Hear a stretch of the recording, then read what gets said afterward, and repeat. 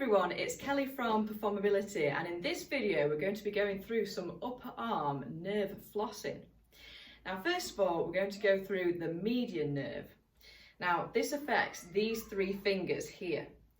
Now what nerve flossing does is it helps the nerve and the muscle to move and glide properly, as because sometimes when that nerve is compressed by tight muscles, there's adhesions within there which we need to help and be easier to glide through. So first of all, the median nerve. So what I want you to do is to hold your hand out like this and try and point your fingers as far down to the ground as you can, and at the same time try and flex your head over to the opposite side as you point your fingers down to the floor like this. Now, a regression for this is to purely just do this and see if that brings on any sort of tingling sensation or any similar sensation to that nerve pain that you have been getting. Okay, and then if you feel like you can progress this, then add in that neck flexion like this. Okay, and I'd like you to do these exercises for 1 minute on each arm 3 times. The second nerve flossing we're going to do is the ulnar nerve. Now this nerve affects these 2 fingers here, the 5th and the 4th finger. Now the way to do the nerve flossing for this is a bit of a different technique now. So with one hand, I want you to rotate your hand around like this. So your little finger is sort of facing away from you and trying to curl it around to your ear.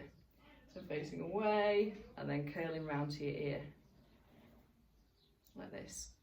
Now, if this isn't a problem for you, then I would then add in an extra bit of intensity with that neck lateral flexion again. So at the same time as your little finger's curling round to your ear, you're laterally flexing your head. And this will put on more stretch and intensity onto that nerve and the muscles surrounding it. Now again, 1 minute on each hand, 3 times on each arm. And the final nerve flossing technique we're going to be going through is the radial nerve here. Now what you want to do is to have your hand dangling by your side, internally rotate, so drawing your thumb inward towards your body, internally rotate your shoulder, and then move your thumb away from you like this.